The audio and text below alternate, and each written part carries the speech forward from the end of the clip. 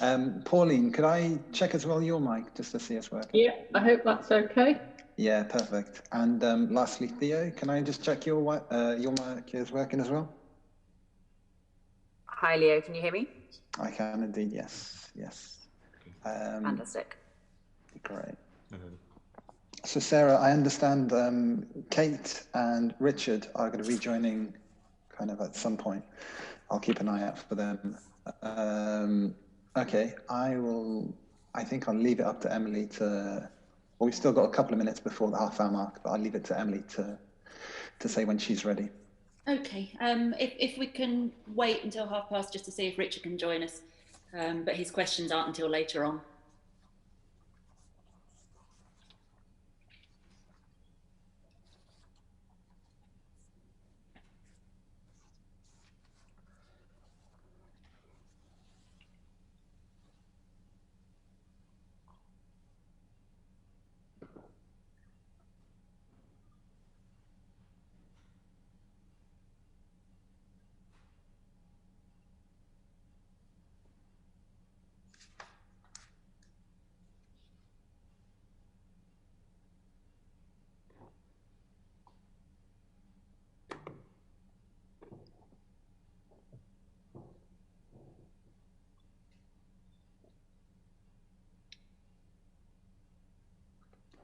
Foreign Secretary. Hiya. Suspense is killing me. I know. Well, if you've got someone in your room, I'd suggest getting rid of that random chair behind you. It's probably nailed to the floor. Your reputation goes before you, clearly. Look, you ask for it, Madam Chairman, it happens. Okay. Could we have the odour spending put back up again then, please? In due course.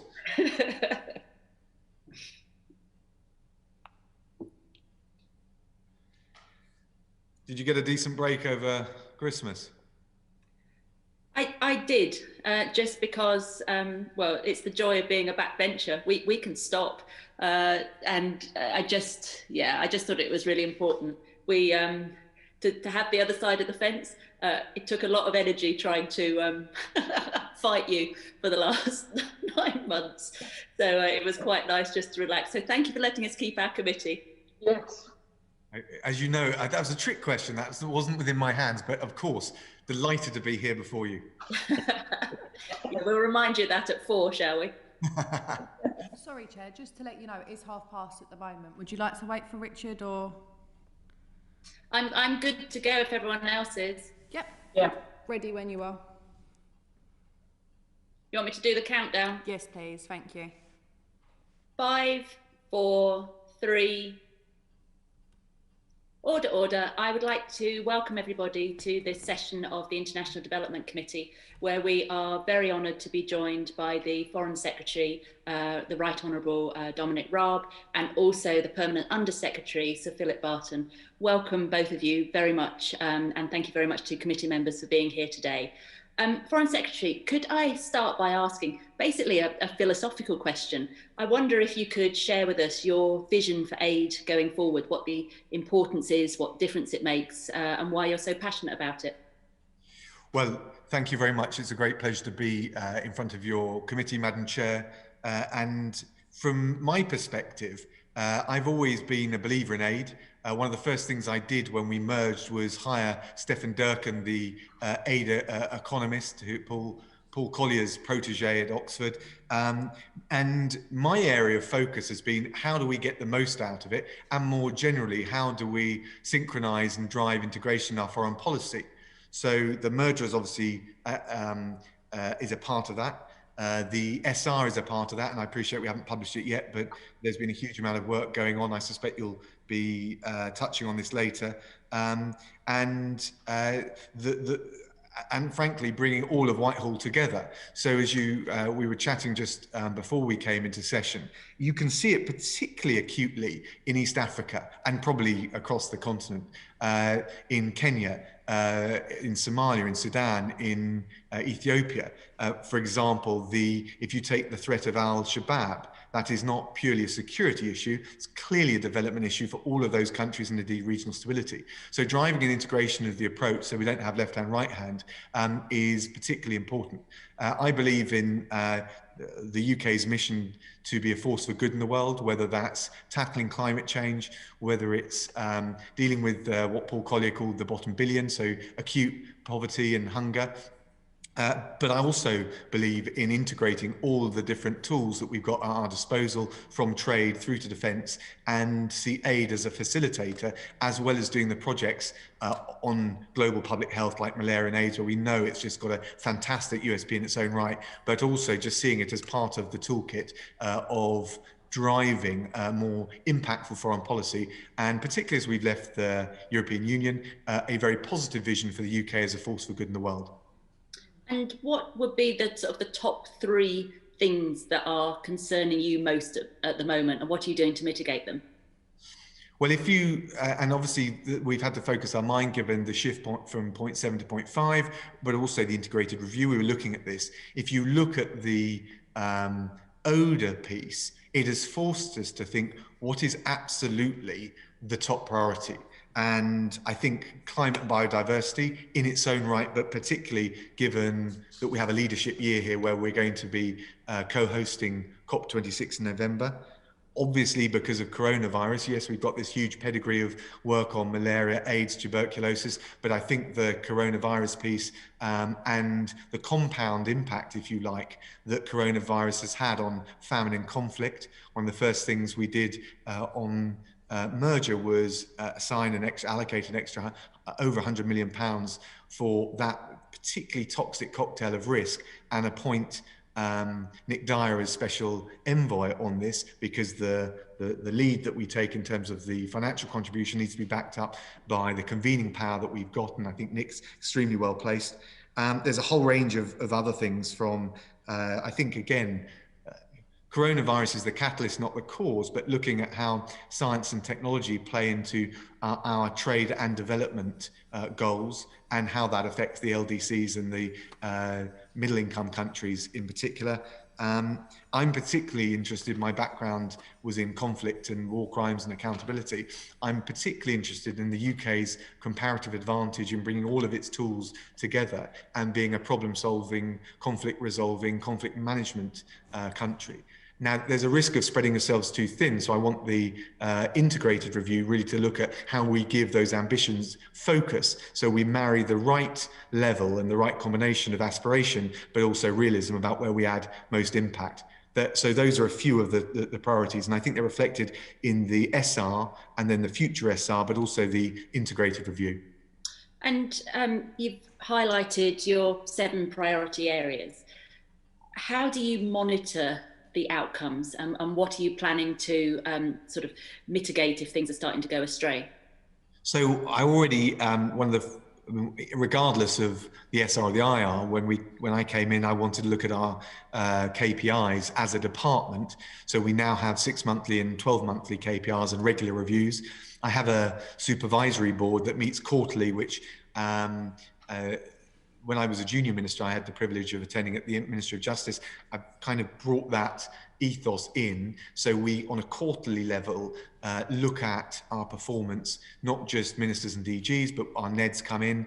I hired Baroness Morrissey and a team of new NEDs because I want that external challenge. And of course, with ICAI, we commissioned a review, not with a view of weakening, but actually strengthening ICAI, but in particular looking at 2 specific things. One is the value added, the impact, not just of aid money, but development policy. And secondly, what I just would generally want is, including, if I may say, from your committee, is, yes, critical evaluation, we want to embrace that, but also, what are the practical recommendations, the lessons learned, the things that we can do better? Well, thank you for acknowledging the committee's role in that, and yes, it's one that we're pleased to take forward. And we'd also be keen to be involved in your 2021 development strategy, as well, as we think we could add value as well as the broader sector. Overnight, I was told a number of countries were receiving communication saying that they needed to look to cut 50 to 70% of their future budget. So how do you make sure that your priorities are still being met with a dramatically reduced budget?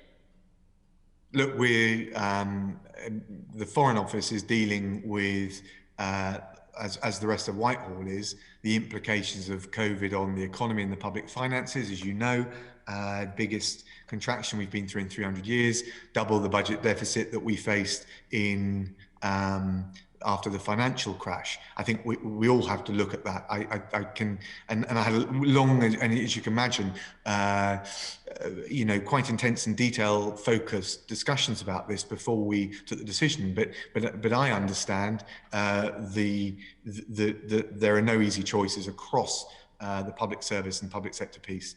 How do we do? First thing to say is we've still got £10 billion worth to spend in the year that's coming. This still leaves us as one of the very top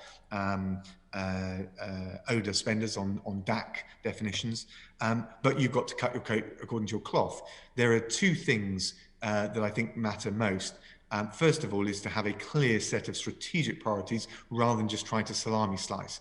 So we've, both in the context of the IR and the SR, and I've published this, and you'll have seen it in the written ministerial statement today, but also the previous statements I've made to the House. We've set out strategic priorities because I think it is much better, smarter, and frankly, for the morale of any organisation, better to focus on the positive priorities rather than just a snip. And I don't think with the challenge we've got, we could do that. The second thing is to be quite disciplined about it. I mean, the numbers you played back to me, I don't recognise at all because we haven't concluded any of the internal allocations country by country. But what I do want to do is make sure we've got a coherent approach from right across Whitehall. So when we had the shift to 0.5 before Christmas, I convened effectively an intensive process with different departments and secretaries of state. I think it's the first time it's been driven by the Secretary of State for Foreign, Commonwealth and Development Affairs and effectively the DFID Secretary of State, to make sure that we weren't just looking at it from a fiscal financial point of view, but a strategic and a coherence point of view. And now we've got those allocations, we'll work out how they work on a country by country basis. So I think the answer, the lodestar for me in this is strategic coherence, and to try and get through the merger and through everything else we're doing more impact by being more integrated. But of course, we've had to make difficult decisions, and there's no shying away from that. Thank you, Foreign Secretary. You have a lot on your plate. I'd like to hand you over to Chris Law now. Chair, Foreign Secretary, you've said the reduction to 0.5 is a temporary measure. So why then do you believe that new legislation is required?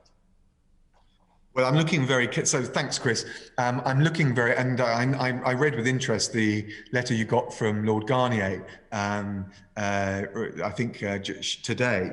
And look, it's a difficult and complex issue. And as a former Foreign Office lawyer, I want to look at it very carefully. So all I would say is I'm looking at the legislation right now very carefully. I want to make sure that we have got clear in our minds the requirements, and what I'll do is set out further detail on exactly how we intend to proceed in due course, and I hope shortly. I want to get this resolved, but I want to get it done right, not quick.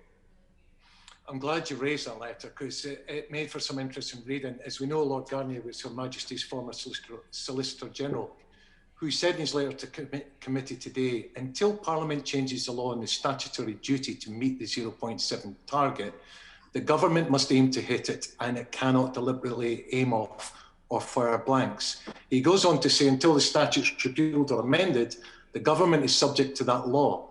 So I wonder, Foreign Secretary, how do you think acting unlawfully and flouting a clear legal obligation will affect your reputation both as a lawyer and the UK's international standing? Yeah, well, we're not flouting the legislation. We're taking it seriously. And I read, as I said, Edward Garnier's letter. There are different views on it. So the most important thing now is not to react quickly, but to do so assiduously and diligently. So I'll look at it very carefully. I explained our basic position to the House, the government's position. There are clear limits on the government's ability to depart from 0.7%, under the terms of the 2015 Act. We want to respect that legislation, we will. And in terms of the current financial position that I've set out, that the Chancellor set out, we'll look very carefully about what that means for the legislation, and I'll come forward and, of course, inform your committee, but more generally the House, about how we intend to proceed. Thank you. The government has said these cuts will be temporary and that the 0.7% target will return when the fiscal situation allows. I wonder if you could tell me what indicators will you use to assess when the return to 0.7 is possible? Well, I mean, ultimately, I'd want to talk to the Chancellor about that. I think it's difficult to give the precise metrics, if you like, but what we'll need to see is a correction of the public finances. And I think the point that has been made, I think fairly powerfully to me, is that there is been a big structural hit to the public finances as a result of the coronavirus and the impact on the economy. So it'll be contingent on us being able to correct that. But obviously, as Secretary of State, I want to see us get back there as soon as possible. And that's also the view of both the Prime Minister and the Chancellor. I mean, I take on board what you're saying about the public purse and the size of national debt just now, but they must have some indication how much national debt is acceptable before we return to that 0-point figure. So what specific criteria and indicators do you think will be used? Well, I think it'll be a mixture of art and science. And so you're right to point to the deficit, you're right to point to debt. And of course, there'll be competing pressures domestically and internationally on a shrunken financial envelope. And the question, I think, will also be contingent on how quickly the economy rebounds. So I think it's difficult to give you precise metrics at this point in time because of all of those different factors, and we'll have to take a balanced judgment across the range of them. And finally, Foreign Secretary, is it not the case with the botched prorogation in 2019, the Internal Market Bill in 2020, and now reneging on the 0.7 commitment, but the so-called global Britain is quickly losing its moral authority on the world stage and showing that it cannot be trusted as a global partner? Well, it's interesting because when don't get me wrong, I always embrace the scrutiny that we get from colleagues, but when I go outside of the UK and certainly outside of the Brexit debate, you just don't hear that kind of nonsense. So I've just been to East Africa, where the role of the UK is treasured, cherished. They want to see more of us. Before that, I went to India before Christmas, and we've talked a lot about the Indo-Pacific tilt. It is hugely welcome, not just on trade, but also on security, on tech, particularly cyber, but also on the UK's reputation for upholding the international rule of law.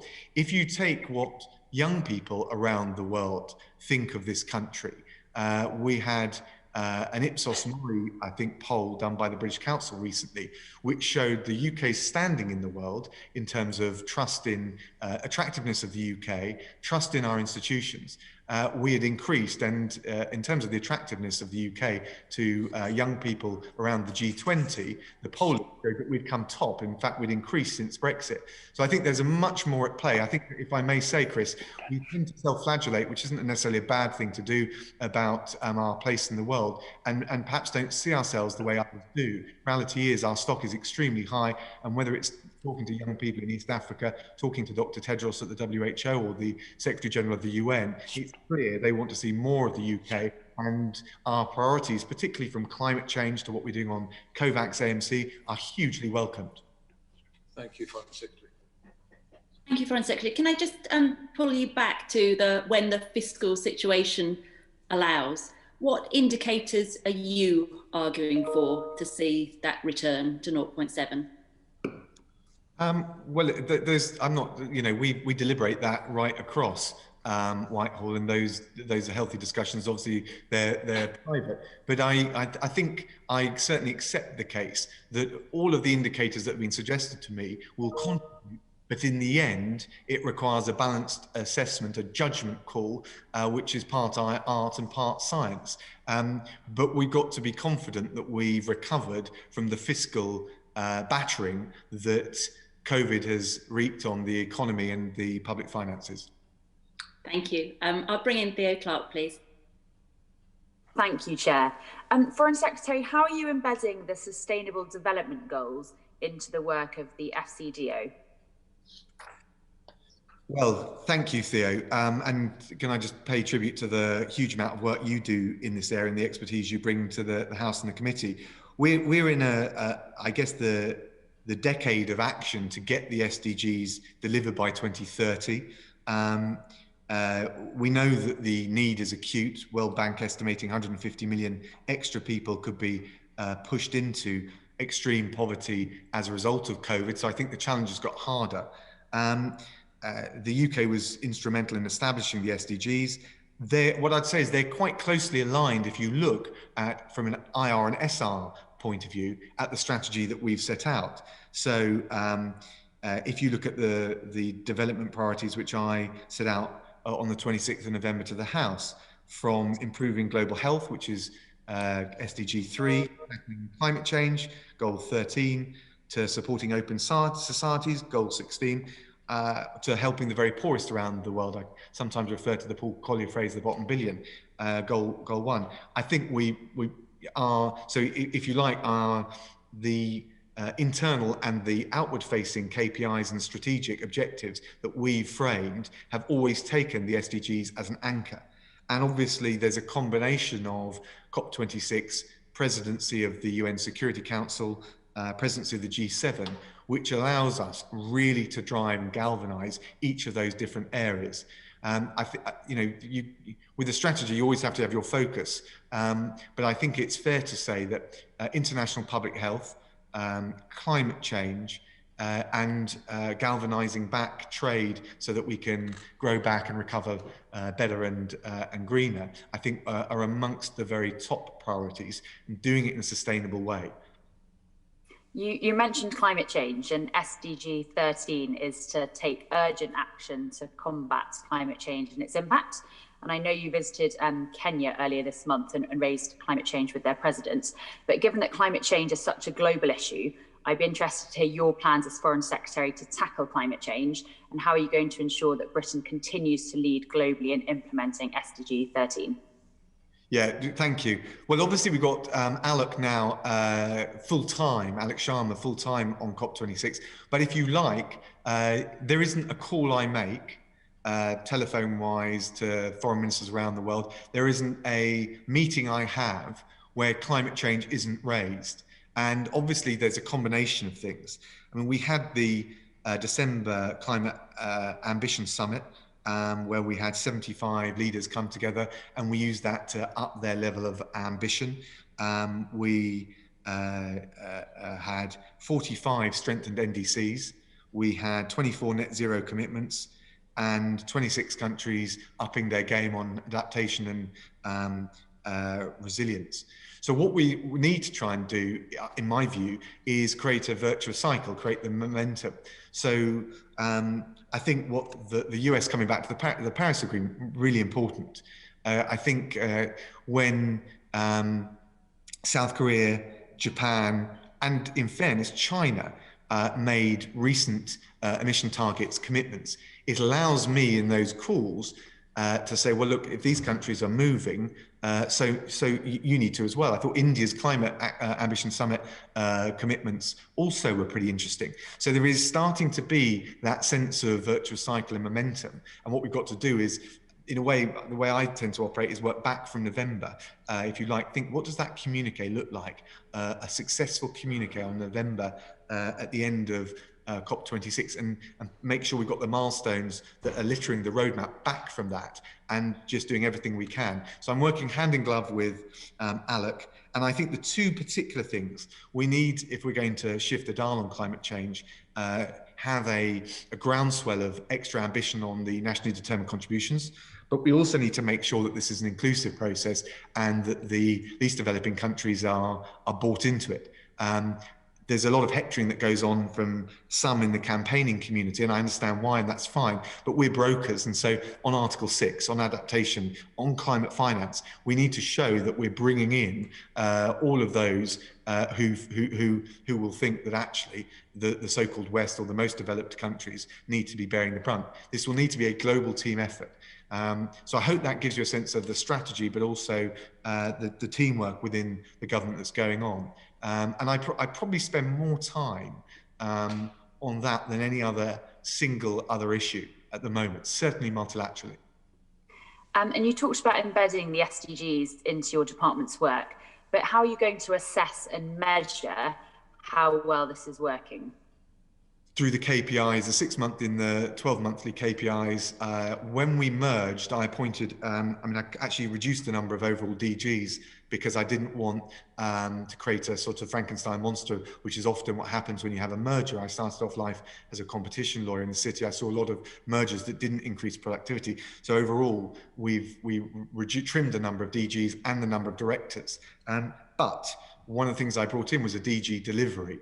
And task that person and his team to be making sure that we've got KPIs and get the right balance between giving the strategic focus, which is locked into the global commitments that we've made and the strategic priorities that we've got, but flexible enough that they don't skew delivery, which is sometimes what you can get with too many targets. And we're doing that, and we're basically trying to mainstream that now across Whitehall as well. Thank you, Chair. Thank you very much. Can I bring in Virendra Sharma, please? Thank you very much, Chair. And thank you. Internationally, the British government's commitment on combating violence against women and girls is recognized and appreciated. In 2018, just 0.3% of UK aid was spent on combating violence against women and girls. Does the Fcdo intend to increase spending in this area? And how does it intend to make its work in this area more impactful? Yes, thank you, Virendra. It's good to see you. It didn't seem that long ago that we were sat on the Joint Committee on Human Rights scrutinising the coalition. Look, the PSVI is still a major priority for the government, as is girls' education. In fact, I would say that on the girls' education front and PSVI, they will be part of our G7 presidency priorities, and indeed part of the work we do as presidents of the UN Security Council. There's the financial allocations which matter, and of course we'll continue to support and in a shrunken financial envelope that work. One of the particular things I'm looking at is the accountability piece, and how we, with the range of international actors, the ICC and various different other bodies, how the UK, given we've got quite a level of expertise in this area, can buttress and support accountability for serious international crimes, war crimes and others. And I think a major piece of that work will be PSVI, and looking at, in a sense, what I want to look at is where there is some nascent capability, whether it's bilateral or through the ICC or some other institution, and then look to add value to it. I think starting from scratch is often where the need is the greatest, but where the impact you have is difficult to get off the ground, if you like. So what I want to do is look at this in terms of adding value where international actors have already got access and being, if you like, a force multiplier in those areas. We've got great investigative capabilities, not just domestically but internationally. We just got Joanna Corner elected to the International Criminal Court. I worked with a new Joe Corner when I was in The Hague between 2003 and 2006. And I think we've got a credible domestic capacity when it comes to war crimes, both on the forensic front, the investigative front and the legal front. So I think that's a good area where we can add some value to the, I don't want to duplicate initiatives that are already underway, but we're setting up a bespoke team, if you like, in the Foreign Office, which is looking at our comparative advantage in dispute resolution and conflict management. And I think one of the aspects of that will be accountability for injustice and war crimes. And I think a core element of that will be PSVI. Thank you, Secretary Astray, and I'm thankful for you to remembering those very interesting days on the Joint Council for the Human Rights. Thank you very much, reminding me. Thank you. Secretary of State, what plans does the FCDO have to adopt and use the Department of International Development's strategic vision for gender equality?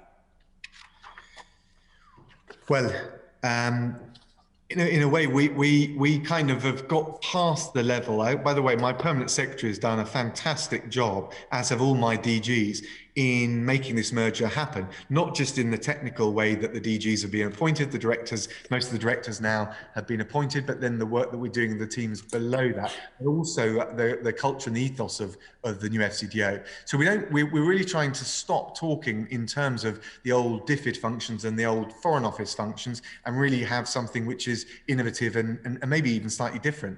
I mean, I never tire of telling the former Foreign Office folk that there's a lot to be learned from the project management skills that the aid experts bring, which will be obviously important on the development front, but also all of the work we do in FCDO. So again, I'm trying to pioneer something a bit different and innovative rather than just crunching two bits of Whitehall together. On gender equality, there are two, if you like, global KPIs that we are working to, and that we want to use the G7 presidency to really push. The first one is to get 40 million more girls in school for the 12 years of quality education, and the second one is to get a third more girls, which is 20 million, reading by the age of 10 in developing countries. And that's a 5-year KPI from 2020 to 2025. It includes the whole range of work. I was out in Kenya, and in Addis. I went to one of the schools which we're funding, and saw the great work and incredible work, life-changing work, not just for the individuals affected, but for the ability for that country to tap its full social talent and its social capital. In an economic way, but also in terms of the cohesiveness of the society. We've got, obviously, with coronavirus, a big challenge with, my fear is that the girls that have gone out of education because of COVID won't go back into education. So we've got a back to school campaign for girls, with 300,000 girls benefiting from catch-up programs, directly supported by UK aid.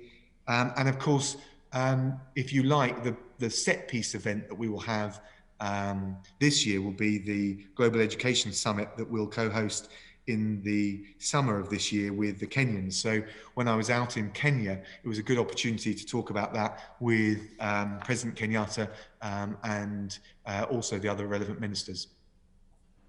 Thank you, Secretary of State. Thank you, Chair. Thank you very much.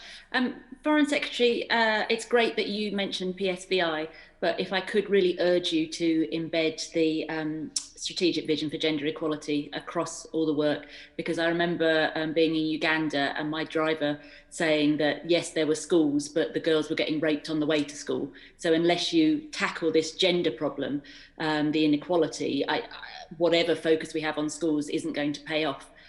Could I bring in Pauline Lathan, who has long championed gender equality in the development sector? Thank you very much. As the Secretary of State will be aware, I've been involved with all the reports that come out of the Committee on Sexual Exploitation and Abuse, and we've just brought a recent one out where we found that it is endemic in the aid sector, sexual exploitation and abuse, and it's usually men in hierarchical positions who really take advantage of so many vulnerable women.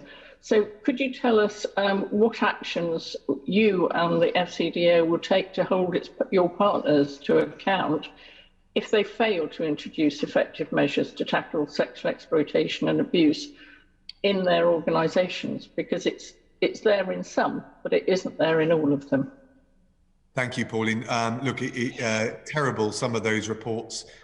And let me set out what our approach is. Can I also just say, Madam Chair, that I totally take on board your challenge. And of course, one of the things around girls' education, just before we move off it, is the wraparound. And obviously, if you can't get to school because you're being abused at home, one of the other things is sanitary conditions, particularly for young teenage girls. We're looking at that in the round. And in fact, in in Addis, there was a particular hub on sanitary conditions and basically tampons and things like that, to make sure that young teenage girls have no reason not to feel confident in going to school and get the learning in that we all want to see. On Pauline, your point, I mean, look, we've got a zero tolerance approach, and I feel that personally, and we need to embed that, and I think we have. And just to say, in terms of our baseline, the 2020 DAC review praised the UK's international leadership on safeguarding, but we're not remotely complacent for a second. But I just want to say that I think we've demonstrated decent performance, but we can never let our eye off the ball. And I think there's increased risk because of COVID, and we've seen domestic abuse rise in the UK, but I think the risk of abuse of girls and sexual abuse and harassment and exploitation is clearly more expanded in developing countries, and we need to root it out. And of course, sorry, the flip side of the COVID situation is it's become harder to report it, harder to investigate it, harder to bring people to account. So I think there is a challenge. Let's just be eyes wide open about that. So what have we done about it? Well, in September, we published our first strategy on tackling sexual exploitation and abuse and sexual harassment, setting out action for all ODA spend. So I think that is a guide, and that built on the work of the 2018 London Safeguarding Summit. One of the initiatives that we're backing, just to get to a slightly more granular level, is to prevent anyone that's responsible for sexual exploitation or harassment or abuse being employed in the aid sector. There's a misconduct disclosure scheme which has led to 36 people with a track record of safeguarding misconduct not being offered in NGOs in 2019. We'll get the figures for 2020 in March, so let's see the progress we've made, but that accountability has been mainstreamed. We hold ourselves in the Fcdo to the same high standards. We've got a staff code of conduct, which is absolutely categoric about this kind of behaviour. And I want to do a new stream of work, which we'll announce early this year, to tackle some of the most significant barriers that victims and even in some cases survivors face to getting the support they need and the accountability they need. So I hope that gives you a flavour at both the strategic level, but also some of the programming work that we're doing in this area. Thank you.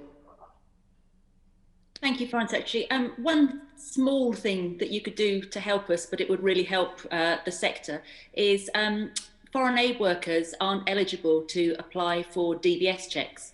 So it's something which government could issue guidance on. Would you help us in our campaign to get the guidance expanded so that aid workers could be covered by that?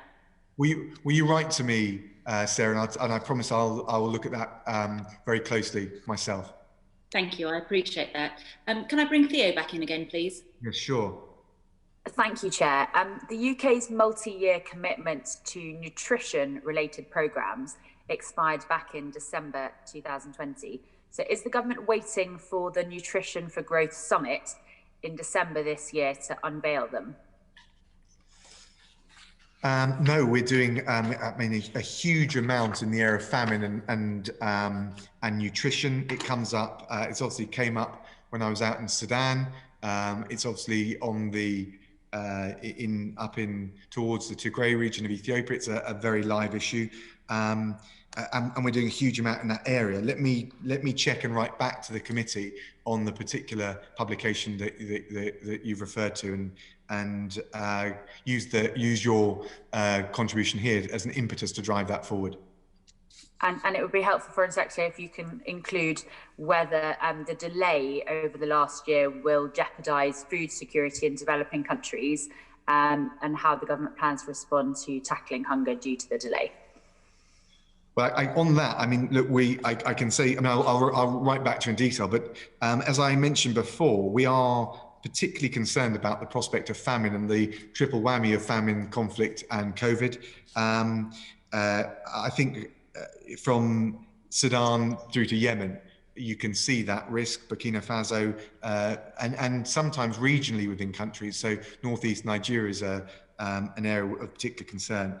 And in 2020, so back in September, I launched the UK's global call to action. And as part of the 100 million we put in, and Nick Dyer's appointment as special envoy, we've tried to galvanise this to a renewed effort to tackle famine and food insecurity.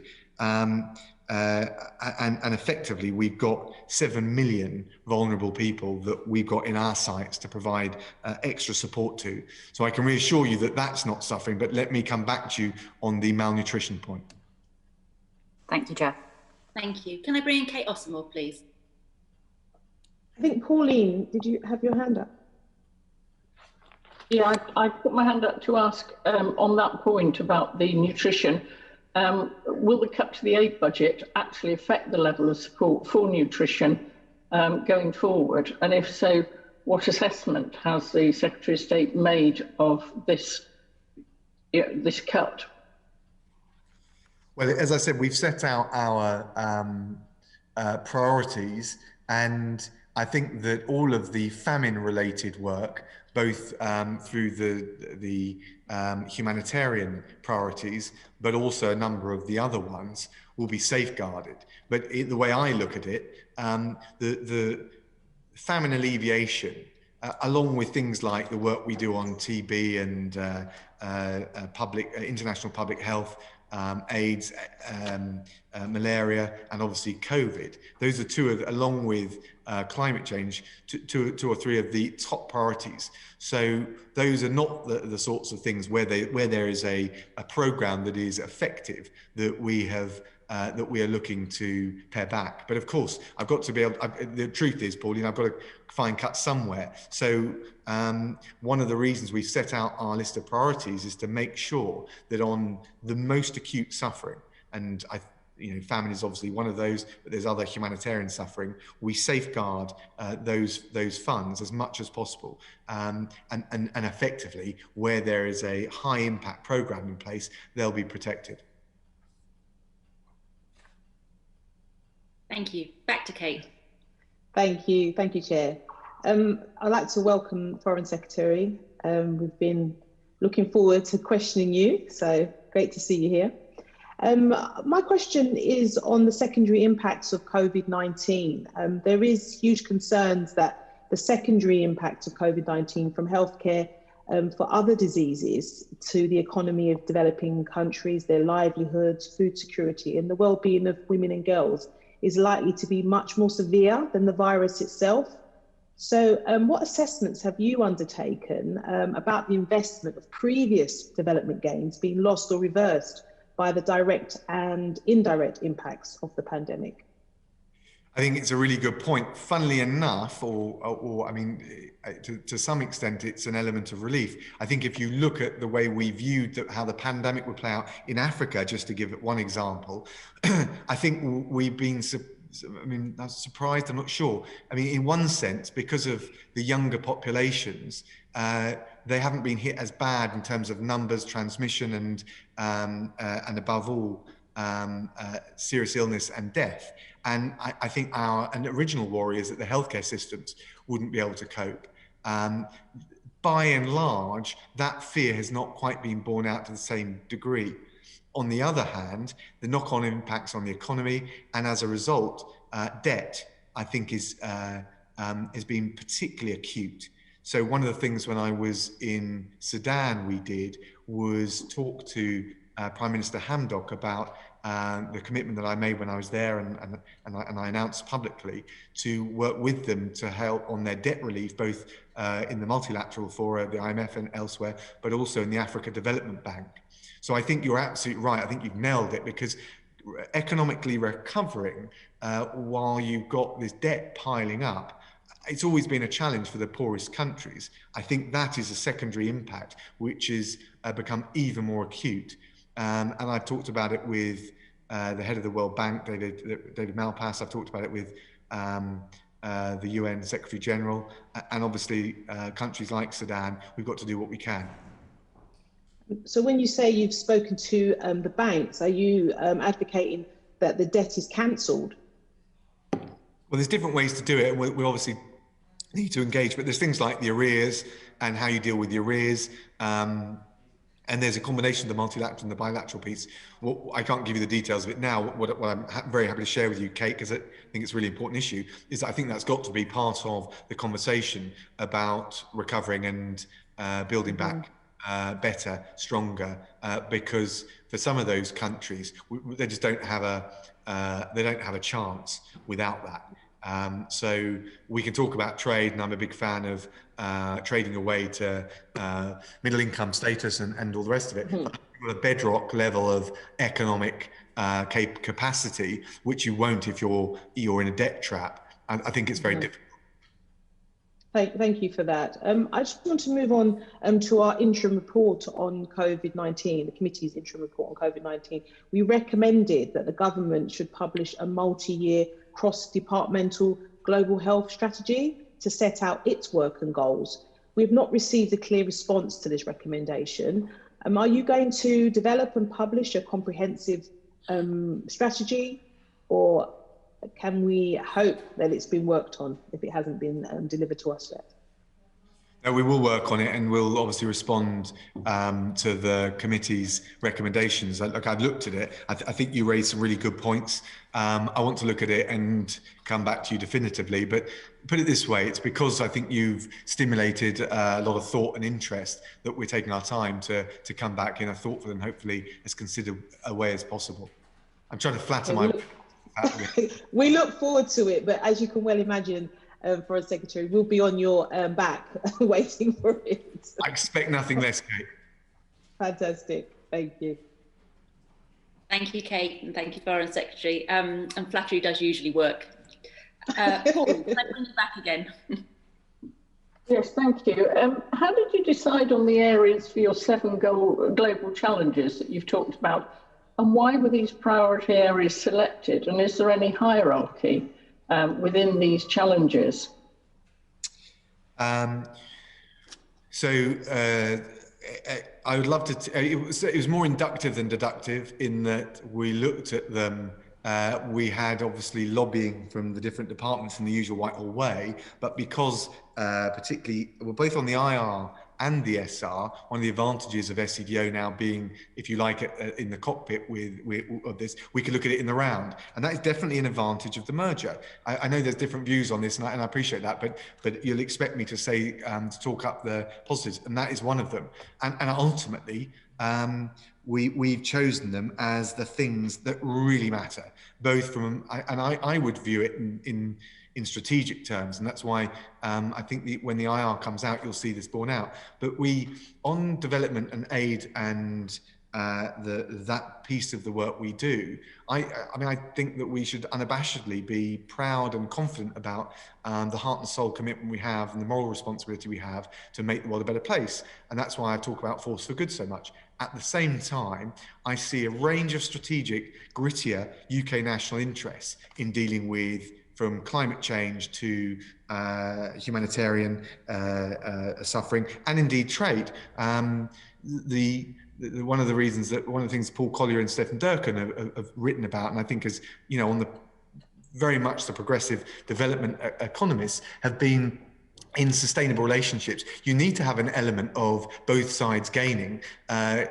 in order for it to be sustainable, for both sides to really push at it. So whilst no one is talking, and we are glad to be beyond the days of strict aid conditionality, I do look at the priorities that we've got and think what is in the British national interest, as well as what are we doing, and what is our responsibility to make the world a better place and to be a force for good. So it is a combination of the process of assessing all of those different factors.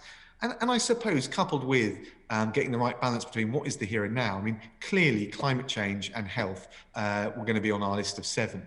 And making sure then we've got the longer term piece around trade. And I think that the UK's and global Britain's USP and I've talked about this quite a lot, and I think we've got a real role to play as a dispute resolving nation. Not, you look at the countries that do this well, Norway, Switzerland, there's various other countries that I think are particularly effective. I think we do things in a different way, but our combination of aid superpower, diplomatic network, our military capacities, the fact that we're a centre, London's a centre for dispute resolution, as is other poles and cities around the UK, including Edinburgh, given financial services and legal expertise. We bring all of those together, and I think we've got a really strong comparative advantage in trying to resolve disputes, trying to support the settlement of this conflict in the Yemen, trying to support the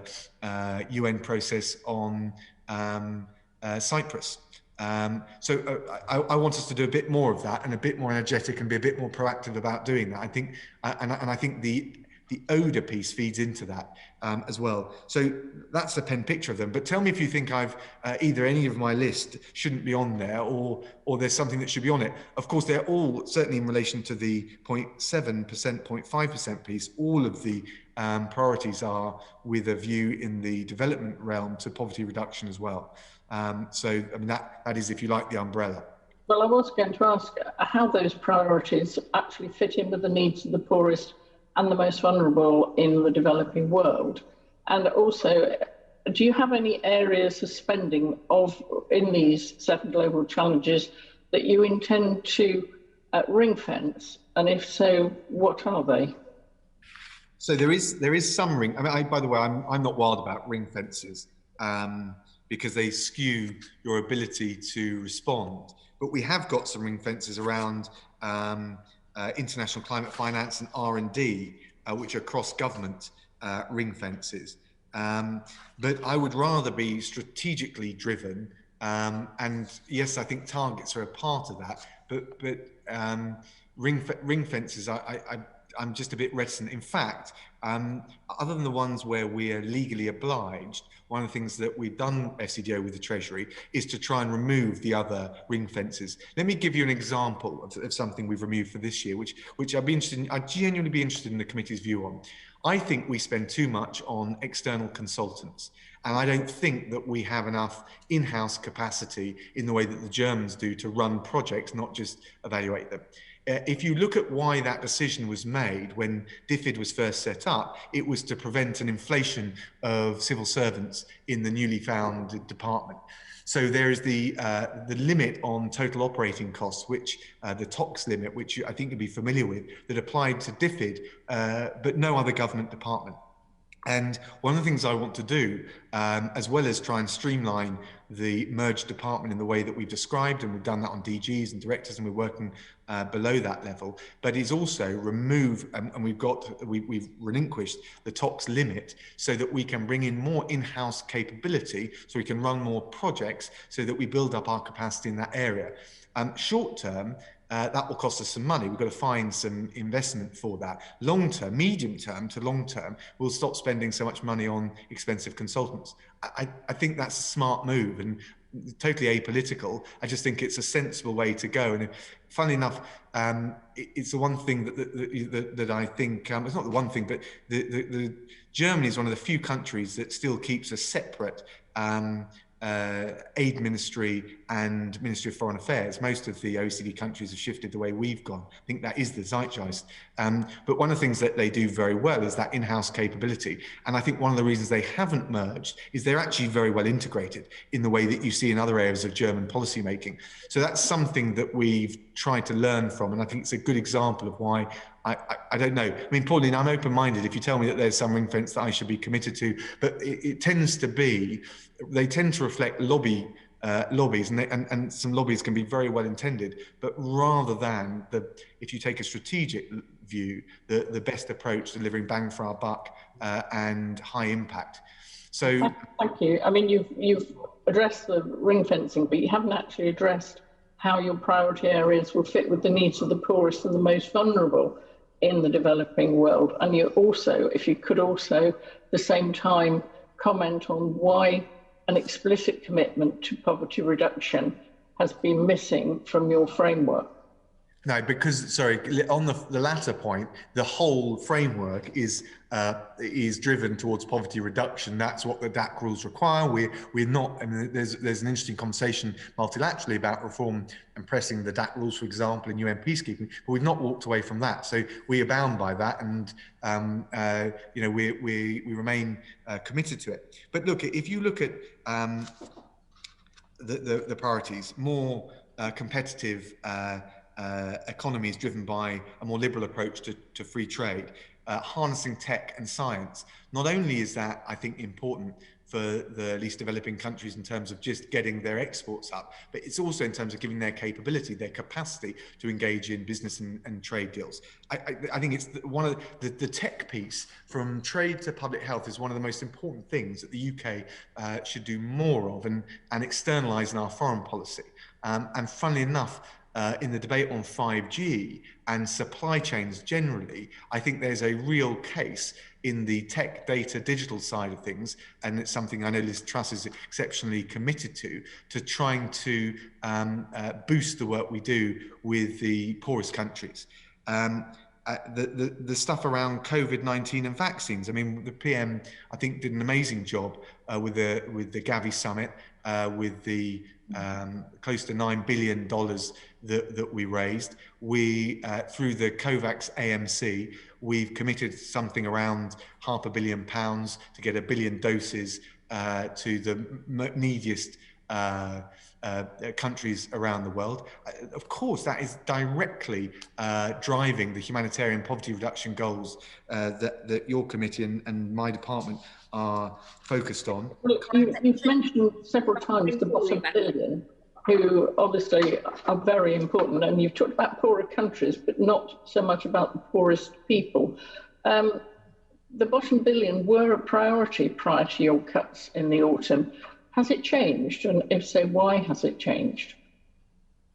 No, I don't think it has changed. Of course, you also have countries with high levels of inequality, and therefore,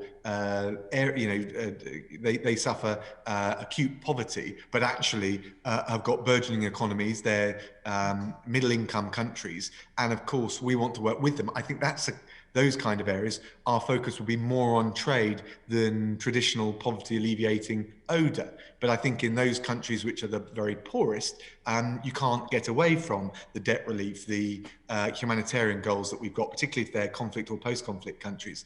So we haven't stepped away at all. What I would hope is that the 7 strategic and SR priorities articulate how we're going to do it.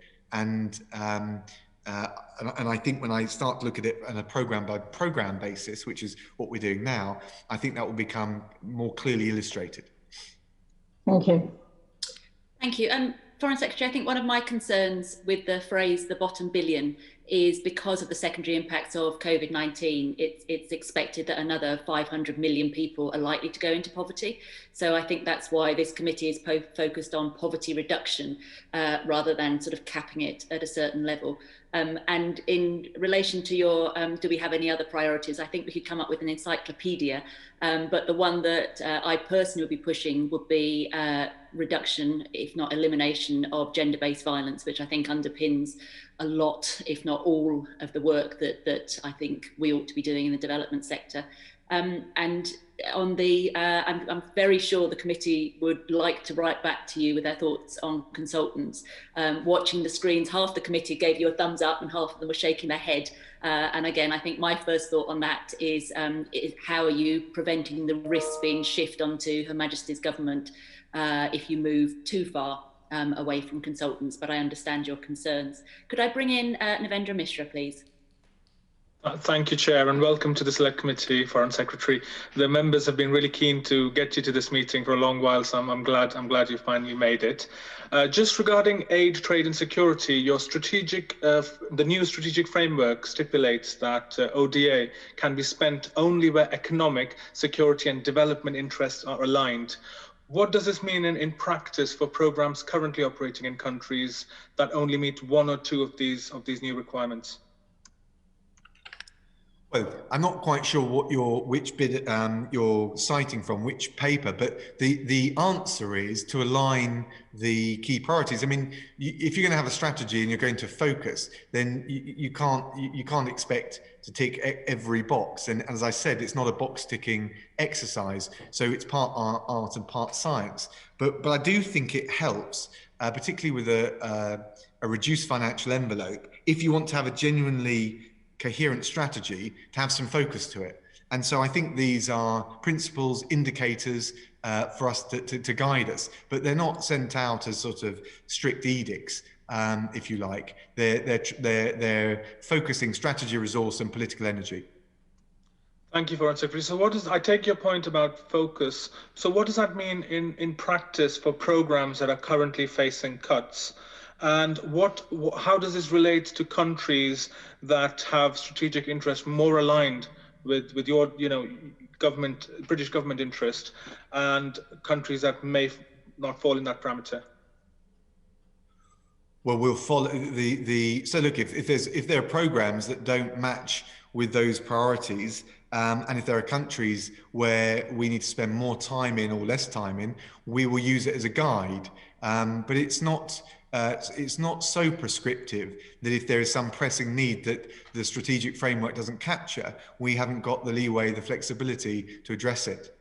But I think it's quite, I mean, as I said, it's an inductive process rather than a deductive one from a sort of a Cartesian-like theory, and therefore I've got to tell you, when we've had to make lots of difficult decisions. We did it with the GNI review in 2020. We've had to do it with the 0.7 shift to 0.5. None of these have been easy, but I have to say that having the strategic framework has guided us. And I think that when we've made decisions, certainly in my mind, they've been very clear ones because we've known the positive things that we want to protect. But I think it is easier, I've found, when we look at the specific projects to articulate that rather than just looking at it in abstract. And so, as I said, what we've tried to do is what I want to do is signal both the department, but also to our stakeholders internationally and publicly in this country, what we are saying are our priorities. In fact, even if we hadn't have had the shift to 0.5%, I would still have done this, because you're still trying to marshal your resources in the most impactful way possible. Right, thank you. On the point of specific projects, you may have seen reports over the weekend in the Times newspaper condemning investments by the CDC Group, Commonwealth Development Corporation Group, in unaffordable private healthcare, gym chains, industrial agriculture, and fossil fuel infrastructure. With so many aid programs facing disastrous cuts this year, have you considered withholding the £779 million investment that is scheduled to be transferred to CDC Group this spring until the CDC Group can demonstrate better impact for its money? And do you agree that these investments should be focused on tackling poverty and fighting disease rather than investing in unaffordable healthcare and private gym chains, etc.? Yeah, no, and I read the various Times reports. Look, I'm afraid the short answer is no to both your questions. No, I don't agree with that analysis. Let me try and explain why, though, and forgive me for setting it out.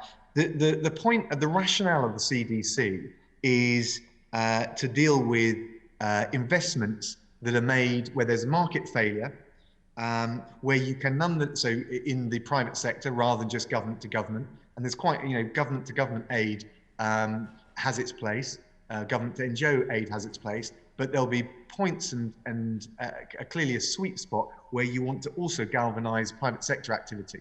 So CDC has a role where there's market failure, but an opportunity to leverage the private sector and a positive social impact. And I think the CDC, far from being less relevant, is more relevant. Maybe the tools will need to adjust in a different way, but I think it's got a huge role to play. It invests in places other investors will not go. So, for example, CDC has got 15 million invested in businesses in the DRC. It's mobilised 1.5 billion pounds from private sector investors over the last 3 years, and it has a strong poverty impact focus and a social impact focus. And obviously it works in Africa and Asia. I had a look at each one of the Times examples, and there'll of course be cases where, given the high risk level and the market failure I described, where the CDC invests and there isn't the kind of return you would normally get. But on the other hand, I can give you examples, for example, where the CDC's role is absolutely invaluable. And with the chair's forbearance, I'd just like to give you three. Tackling the rural energy challenge, massive issue if you care about the social economic impact of poverty. And Green Light Planet is providing solar home systems on a pay-as-you-go basis to close to 10 million people in Kenya, where I've just come back from, Tanzania, Uganda, and Nigeria. That's one example. And it's done on an affordable basis. The other one is internet access. The CDC is, let me give you a concrete example, has backed Liquid Telecom to expand its network of fiber optic cables in the DRC. The thread of cables would travel from London to... Foreign Secretary, I hope you'll forgive me. I fully take the point that CDC Group does some really good work. I'm not disputing that. I'm specifically asking you about these investments that have been highlighted in the Times report. And in light of the global pandemic we are in, do you think it's appropriate to be investing in private healthcare using UK aid money when we should be investing in strong public health systems that benefit the majority of people rather than perhaps people who have the biggest pockets? So what I'm saying to you, the third example, which I'll come on and give, is affordable medicine. So I just think don't get me wrong, there'll be examples, as I said, of investments which don't provide a return. But on your basic proposition, what I'm saying to you very candidly is I fundamentally disagree that the CDC, if the idea is the CDC is a failed or a warped tool. Let me give you one example in the health... Secretary. I don't think that that's what Narendra was intimating, and we do understand the spread. What would be really helpful, because the committee is very interested in the work of CDC, is if you could provide us the framework, the ethical framework that you're asking them to invest on, so that we can understand the position and the benefits more closely in the future. As a sweetener and a flattery to you, more than happy to have the third example. I will write back to you, particularly when you ask so nicely, Madam Chairman. If you look at Med Access, which provides and reduces the cost of mosquito nets by an average of something like 40% for obviously for malaria, and you look at the impact that has in places like Burkina Faso, Cote d'Ivoire, and other places, I think that shows you where it can have very high impact. I'm also very happy, Narendra, genuinely, don't want this to be a confrontational thing, but if you write to me about, I mean, I can pick up on in the Times examples, but every time I see that, I go back and I check. So I will write to you about the framework, and so how we set the mandate. And if you send to me any of the Times examples you're particularly concerned about, I will, having done the due diligence already, I'll write to you back on those as well. I appreciate that, Foreign Secretary. I wasn't suggesting that CDC is a failed experiment or it should be scrapped. I was just questioning some of the UK aid investments that it has made. Thank you, Foreign Secretary. Thank you, Chair. Thank you. Can I bring in Richard Bacon, please? Chair, thank you very much. And Foreign Secretary, can I first say thank you very much for coming, because there was some discussion about what would happen once the merger took place, and I've been delighted by your level of engagement and knowledge and obvious commitment to international aid, and everything you said about the strategic framework. If you think I'm trying to flatter you, I of course am. And I would like to know, because you travel around the world, you're meeting prime ministers, princes, all kinds of people. Everyone likes flattery, Disraeli said, and when you come to royalty, you should lay it on with a trowel. I want to know if you've ever had occasion to put this into practice.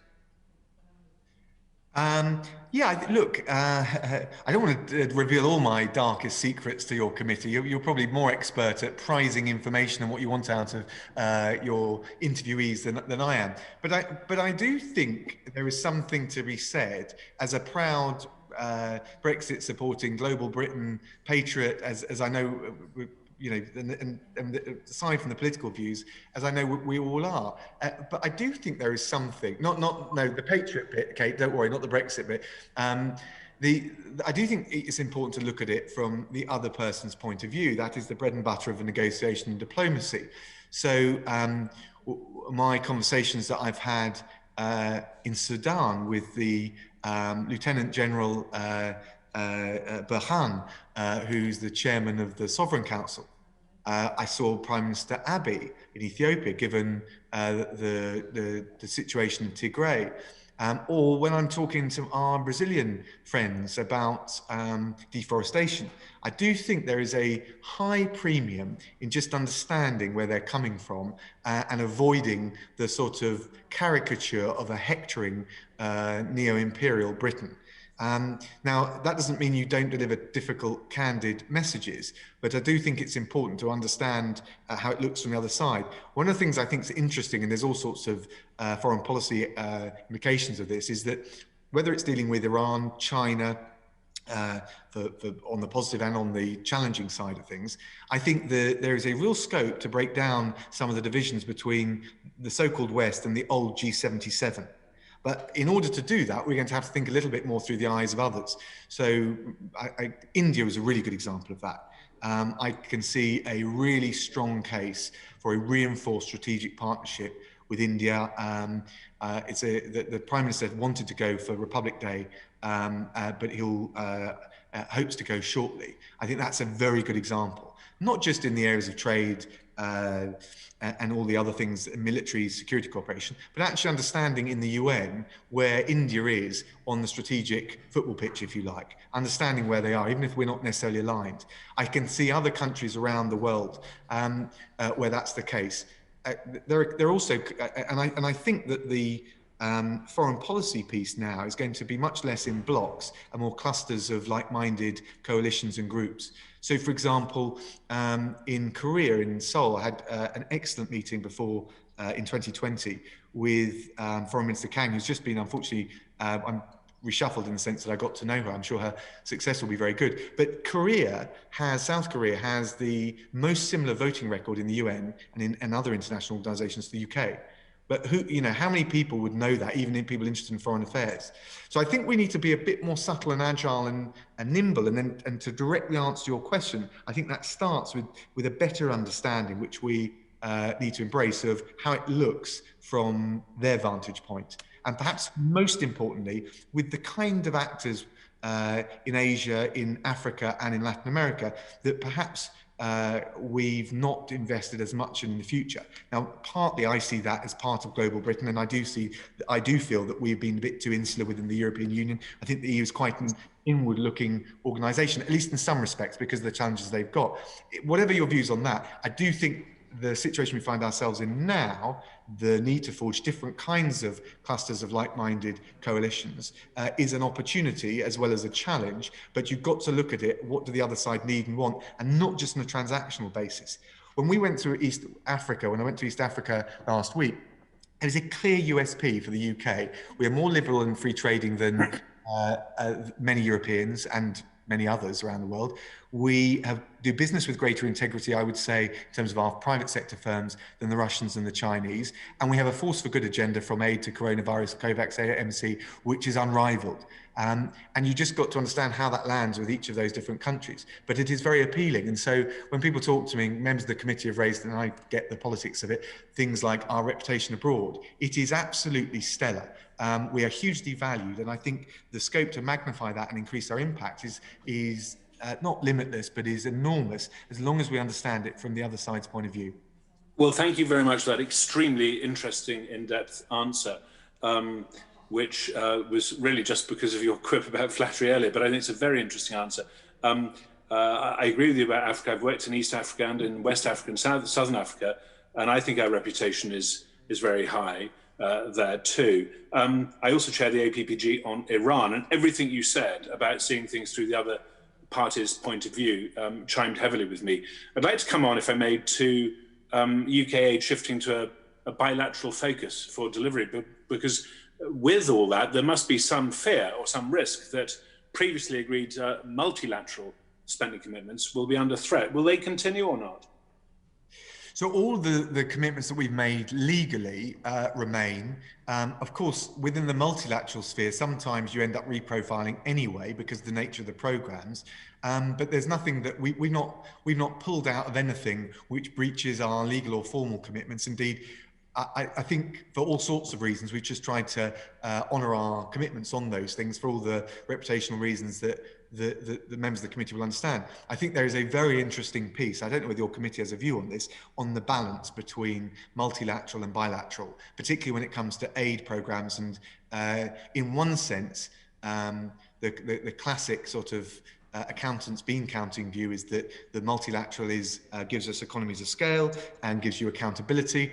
On the other hand, if you want to focus and have control over where your money goes, then the bilateral piece is important too. I've got to say, I've come out of this rather untheological about it and more just practical and pragmatic. But I do think they have different impacts in different places. And it depends whether our strategic priorities are we've got some that are esoteric in the sense that they're additional to or supplementary to what the multilaterals are doing. So but I'd be fascinated to your view. I mean, of course, when I look at I don't have the specific numbers and I can write to the committee if it's helpful. I mean, we looked very carefully at the geographic spread of what we were doing as we shifted from GNI reviewing last year and the 0.7 to 0.5. We looked at the multilateral bilateral balance. But I'd be quite interested to know whether the committee has a view whether we should be doing more or less in either of those two spheres. Well, I can't tell you the committee's view as a whole, but I sat for 16 years on the Public Accounts Committee before joining this committee and watched many, many permanent secretaries. I remember Suma Chakrabarti, when he was permanent secretary of DFID, acknowledging that the multilateral spend that we sent through the European Union was less well focused and less well controlled from the point of view of our own taxpayers, but that there was nothing we could do about it. So I'm not theological about it either. There must be obvious cases where multilateral spending makes more sense. But of course, this is now complicated by the new American presidency, because President Biden has indicated that the US will re-engage with multilateral organizations such as the World Health Organization. What impact do you think that's going to have on global development, and what impact do you think that's going to have on the UK's role in global development? So just on your earlier point, by the way, I think a good example is public health. I think whether it's coronavirus or tuberculosis, polio, whatever it is, I think that it is proved in the multilateral sphere much easier to get high value added. And I think it's partly because health outcomes are more obviously measurable than some other areas. So I know from talking to some of the leading players in the field that they are more skeptical about educational development outcomes only because they're harder to measure.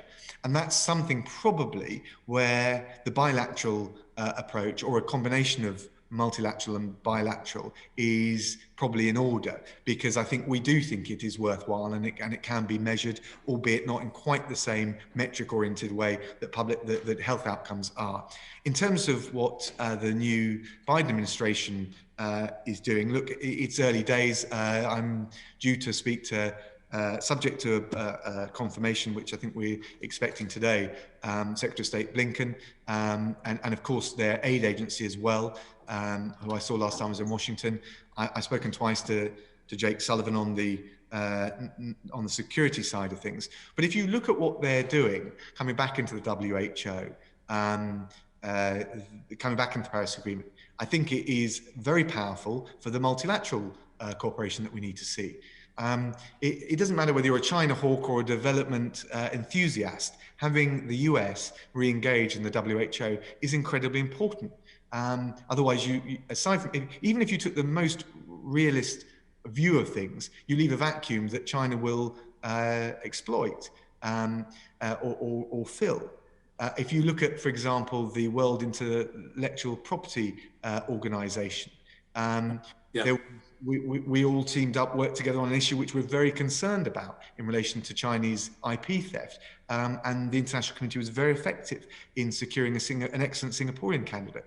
So I think in all of these areas, including the multilateral, if you like, force for good type of stuff around COVAX and vaccines, but also climate change, it's incredibly important to have the US there. I'm not suggesting for a moment that the tensions, the challenges will go away, but having the US inside the multilateral tent, I think is a real force multiplier.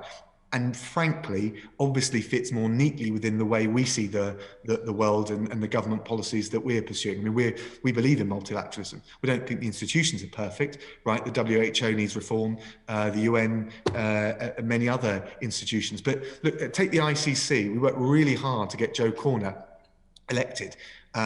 People were questioning whether we'd get that candidacy through, partly because it's a top draw international judge with all the right experience. She was voted in on the first round, the only judge elected on the first round. She got the second highest vote tally, I think, in history in the ICC. And the ICC is not a perfect institution. We want to reform it, but the answer is to send them your best people that will do the job, the judicial discipline, the rigor that you want. So that's our view of multilateralism. And I think having the Americans inside some of those tents, notwithstanding the tensions and the challenges that won't go away, is very powerful.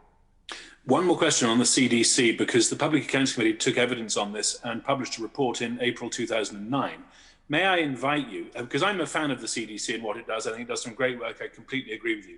It's certainly true that it had some problems in the early noughties and was restructured by DFID in 2004. But even 5 years after that, there were still some serious issues. I think there have been big changes since, but may I invite you to get your team to look at that report from 2009 and compare and contrast with the situation now and see what more can be done and what more can be learned, because plainly, while there's been improvement, I think there's still room for further improvement. No, it's an excellent point. Of course, lots of the investments that I see that advertised by the Times were initiated under the last government, but I think it's a bit late in the day for us to be constantly leaning on that. But some of those investments are long-term investments, is really the point I was making. But look, I'm not saying it's perfect. I want to, right. I just say, because I can, it's coming under scrutiny. It occupies an area, and it is a tool that if we didn't have it, we would really be missing an area of focus and value added. No, I completely agree. Let's get it right, but not throw the baby out with the bathwater, if you like. Thank you for your time today. Thank you. And Foreign Secretary, could I just bring you back to a phrase you used when we were talking about the sort of the cuts? You said that we would honour our legal commitments. So could you speak a little bit about whether that means when the cuts are falling, they're more likely to go to grants than contract and more likely to go on short-term investments rather than multi-year investments? Well, it's a good point, and forgive me for leaving the details to be published in the usual way via the government mechanism. But it is certainly true to say that, I mean, with most of the longer term commitments, there is normally break clauses, review clauses and the like. So I don't think they're bereft of commitment, of flexibility. The hard insistence that I think I agree with the Chancellor is we're not going to break the law. And we're not going to break clear commitments that we've recently made for reputational reasons. Actually, the volume covered by that isn't. I mean, I'm sure I can write to you and give you. One of the things we did is look, how much do we just have to spend on?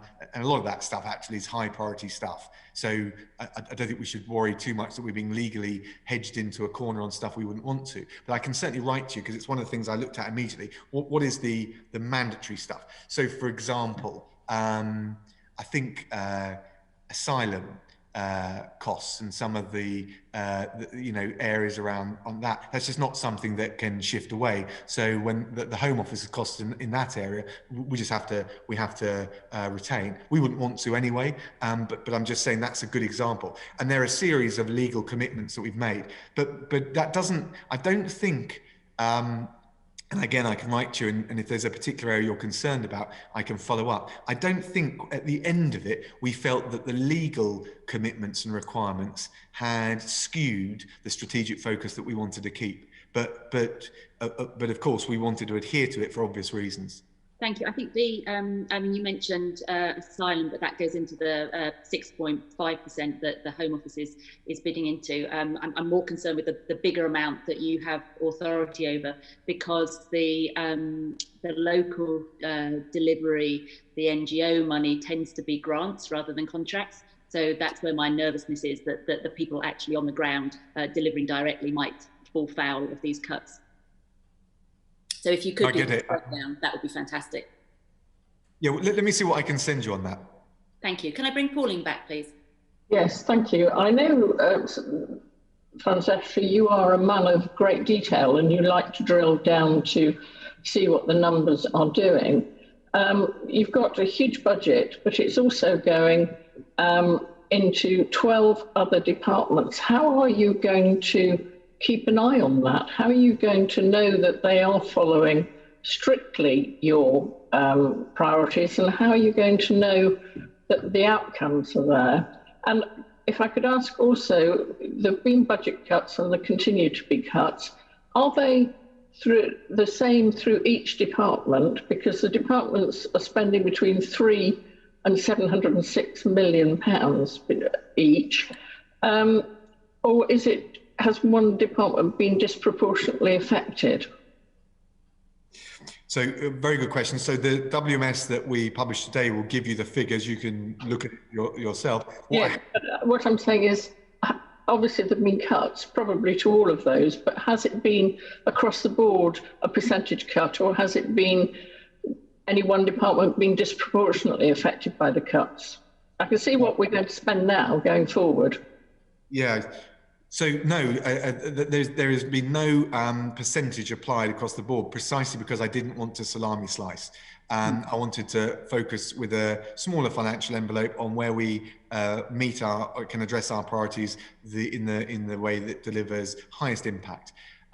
The reassurance I can give you is around the process which we conducted for both the GNI 0.7% review and the shift to 0.5% in the allocations which we published today, which was, I mean, effectively, we got against the priorities that we sent round. So we've used the strategic priorities as a tool across Whitehall, not just a public articulation of what we're focusing on. So they were sent and we asked the departments to bid against them. And I chaired effectively a star chamber type process. That got them bidding against the priorities. And we had, obviously, as you'd imagine, some back and forth. And then we looked at it at the end, strategically in the round, both in terms of department by department, thematically, geographically, but most of all against our strategic priorities. And then the Treasury and the Prime Minister signed off on it. So the reassurance I think I would give you is that this is now much more a strategically driven process, albeit to make financial savings, than a financially driven process. And I think if you've got a smaller financial envelope, that's the way to go. We will, obviously leading into the SR, and that is now becoming the permanent way we'll do this. I think the net win is strategy drives the financial allocations. And obviously, when it comes to the bids that we get next year, we'll be measuring very carefully with all of the advantages of the aid experts and development experts that we've got, how effective they've been, and that will condition how we approach the next year's and the SR's allocations. So my pitch to you, Pauline, would be that we now have a much more strategically focused rather than a fiscally driven approach, albeit, it's ultimately a combination of the two. Yeah, and whereabouts would you say that the money that we used to give to Europe spend on our behalf on international development, where's that? And has that been spread equally over all the departments, or a percentage of it gone to each department? No, it wouldn't go on a percentage basis, but it would go, we would make sure it is looked at on a functional basis, again, strategically. But I can write back to you if it's helpful on the allocations. Yeah, that would be helpful. The only interesting thing that I have looked at, and obviously I've only seen it today with your audit, you're giving extra money because the Barnett formula to the devolved administrations. Do we give them a proportion of our ODA money for them to spend, because I know that obviously Scotland spends a lot of money, does that go against our ODA budget or is it their ODA budget?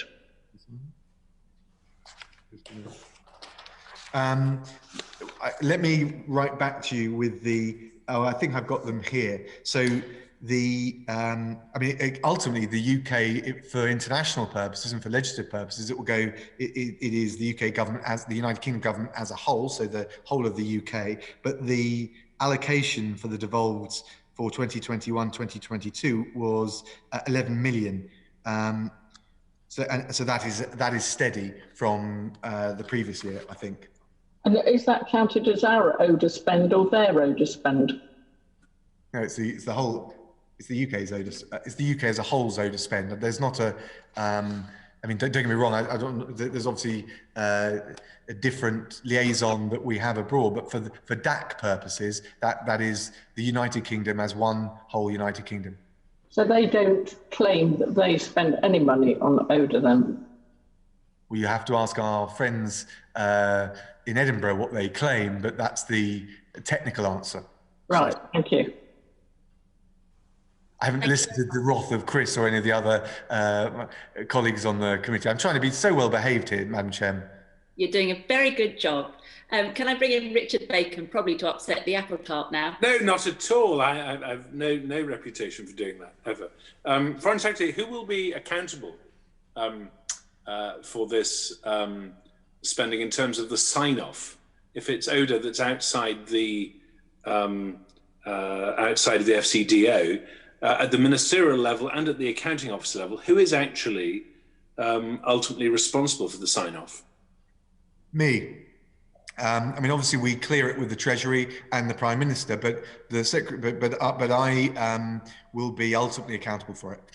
Okay, even if it's being spent by the Home Office on training policemen in West Africa, or even if it's being spent by DEFRA on agricultural help in East Africa, you'd still be ultimately responsible because it was noted categorised spend. Is that what you're saying?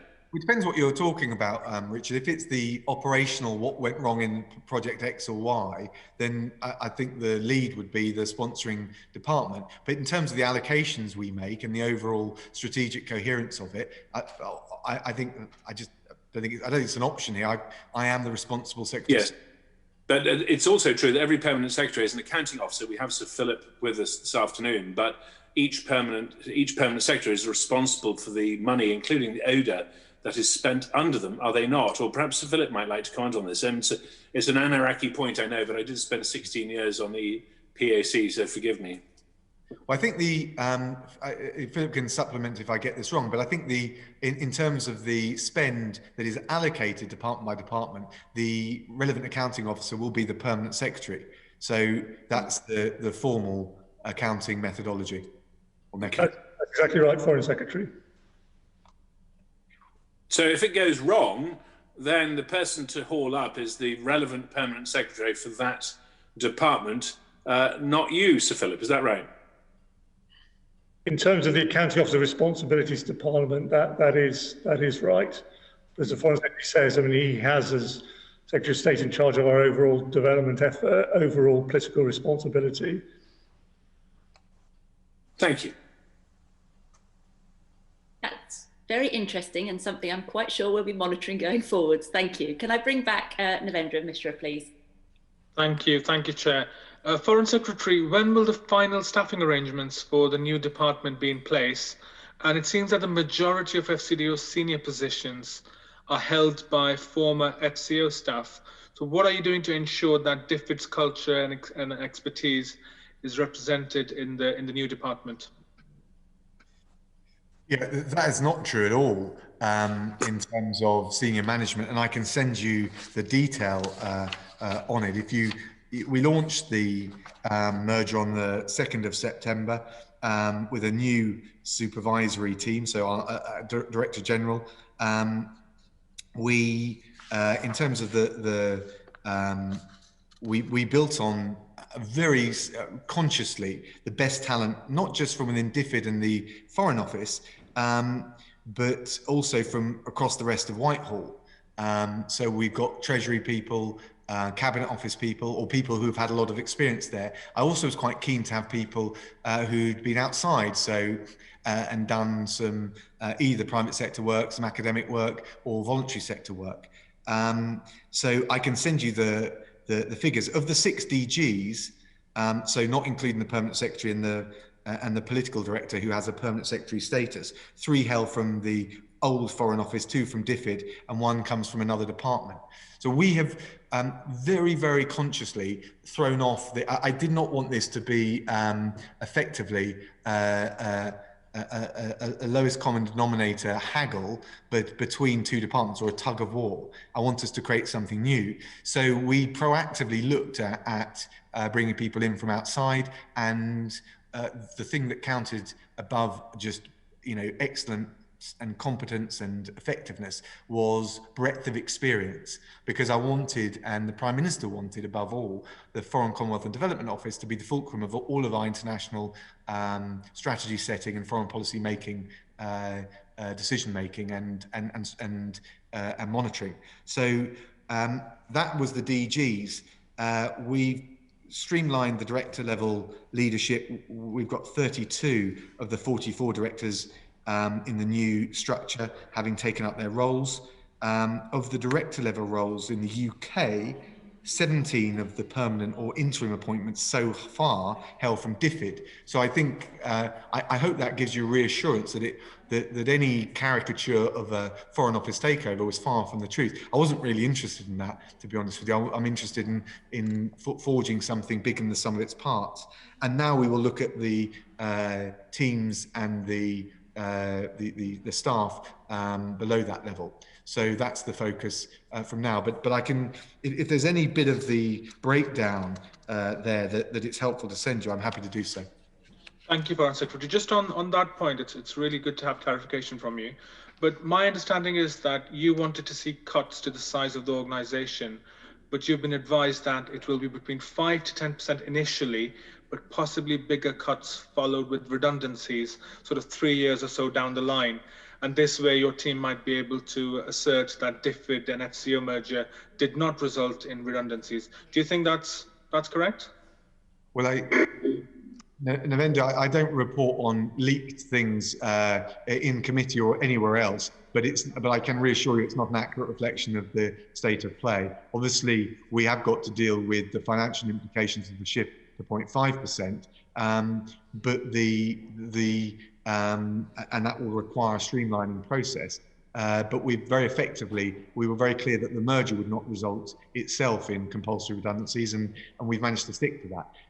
What I do want to get there above all is a streamlined department, which isn't so top heavy that it becomes cumbersome. And that's why it's been so important. And it's difficult for all the staff involved, but to get the DG and the director level appointments in place.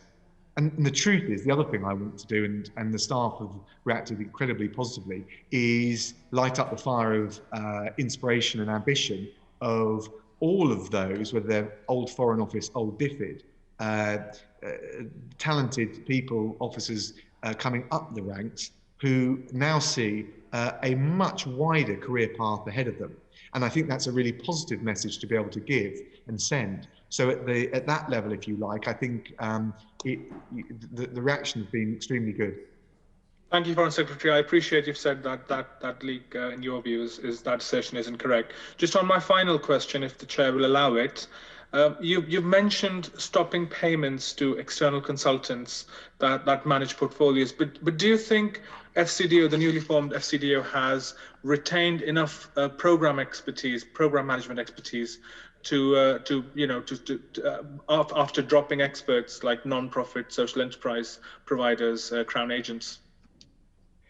We definitely got the capabilities, but the reality was, and I'm not saying I would eliminate all consultancies. All I'm saying is that I would want to shift and build up the capability in the Fcdo, and frankly, in a way that it wasn't there in the old DFID, to be able to project manage, because I think that will give us better value for money, more control, and I think it's also just a financial necessity as a result of the cuts. But it does require us to make sure that we leave some scope to build up that capability in the short term, which is obviously difficult when you're under financial pressure.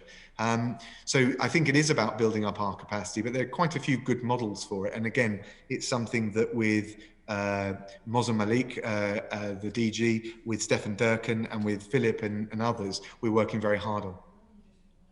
Thank you, Foreign Secretary. Thank you, Chair. Thank you, Foreign Secretary. You're being incredibly generous and open with us, and we really do appreciate it. We do have a few more quick-fire questions. We promise that you'll be gone by 4:30, but you'll understand your department's released quite a lot of new information to us and indeed to the House over the last 24 hours. Plus, we've not been able to see you for 7 months, so we've got a store of questions. But can I hand over to Kate, please? Thank you, Chair. Foreign Secretary, I just wanted to ask you a question or take you back to East Africa.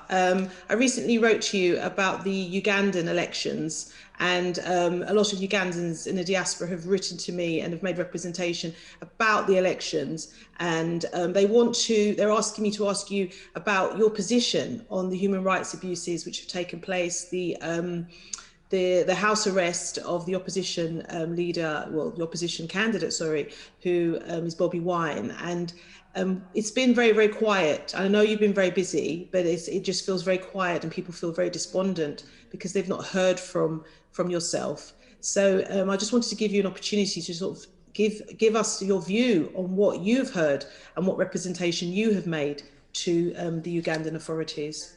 So thanks, Kate. Look, in terms of the election, there are clearly human rights concerns about the conduct of the elections. We've raised it both at official level, but also ministerially. Just to be very clear on Bobi Wine, we don't think that the detention or the restrictions on him are justified. We've made that very clear. I've worked on Uganda, including northern Uganda, since 2000.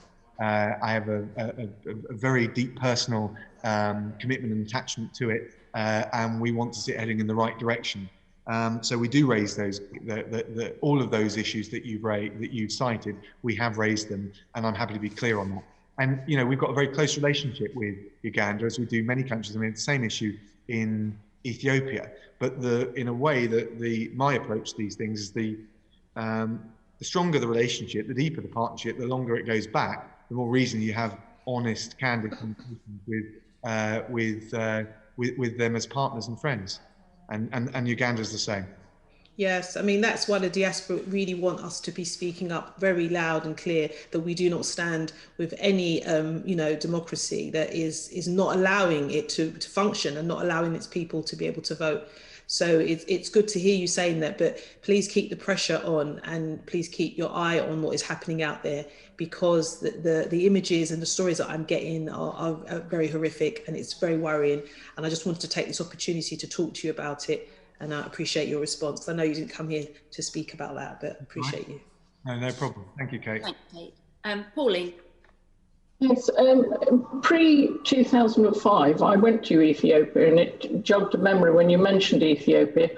When we were there with the committee, we saw a fantastic FGM program to stop it.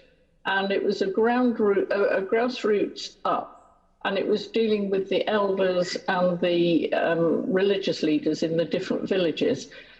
Unfortunately, that program stopped, but it was doing a lot of good work. And I just wonder how you're going to stop, because people working, as it was for DFID, Fcdo now, go out on these programs for so long, maybe 2-3 years, and they have some ideas and they put them into practice, and then somebody else comes out and says, oh, I've got a good idea, let's do that.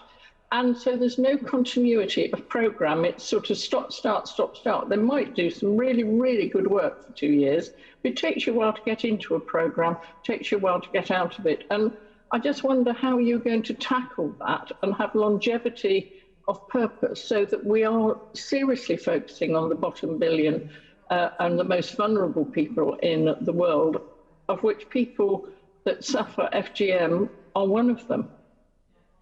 Yeah, I totally agree. So on Ethiopia, actually, we are still supporting FGM programs there. I mean, the key thing is, as you said, not to throw out good programs and just to reinvent the wheel every 2 seconds. I mean, there's very few examples where we've done that, or I've done that since I've been Foreign Secretary for 18 months now. I mean, the girls' education has been running for many years now. We've said, actually, this is one of the most effective programs we've got, and it's going to be one of our G7 presidency priorities. So actually, what I've tried to do is instill as much continuity as possible. Although there are some areas where I think we can do even more. But I've tried to avoid initiative-itis, if I can put it that way. In terms of Ethiopia, when I went out last time, which was pre-COVID, I did ask about this program. They said it hadn't continued. They've got other priorities now. So you're saying it is continuing, and we are seeing progress being made in Ethiopia on stopping FGM, but they said it had stopped. Well, so for example, in the school I visited near Addis, there was the very clear evidence through the awareness campaign of it. Now, whether that was historic or current, I don't know. I can certainly write to the committee on where we are on FGM in Ethiopia and Africa more generally. Thank you. Thank you very much. Just a couple of points from me, Foreign Secretary, if you don't mind. Have you done any analysis of potential harms of ending projects early? So in the context of the GNI review and the shift from point 7 to point 5, that was obviously one of the things that informed our analysis. We want to try and keep as much continuity as possible. If I'm really honest, the other opportunity that you get as a new Foreign Secretary to answer Pauline's point, but also when you have a tighter financial envelope, is really kick the tires on what adds the most value. So we've done a bit of both or we've done an element of both as part of the analysis. But if there's a particular area or project that you're concerned about that is not valued enough or you think is overvalued, you know, I'd be interested to hear it. Thank you. One area that I'm puzzled about, if conflict resolution is one of your priorities, why are you halving the Conflict Security and Stabilisation Fund?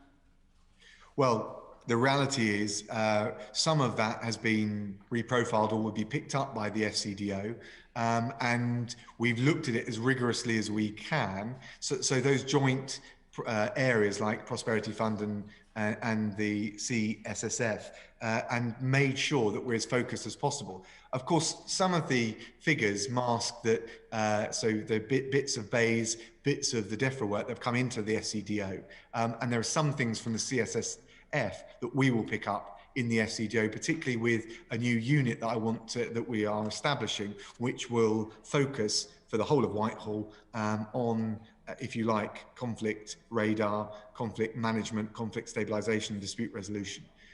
So I certainly don't think our ambitions have dimmed, but we, particularly with those cross-cutting funds, we've looked at them very rigorously.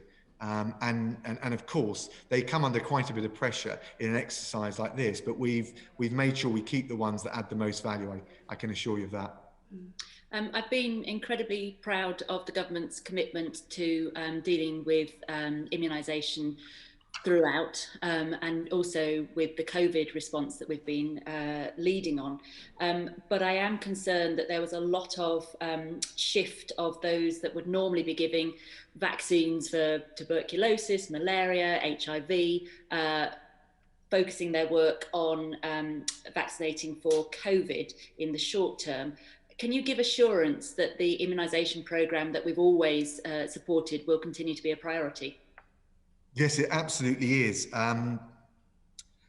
We've announced an extra 340 million for the WHO in terms of core voluntary funding.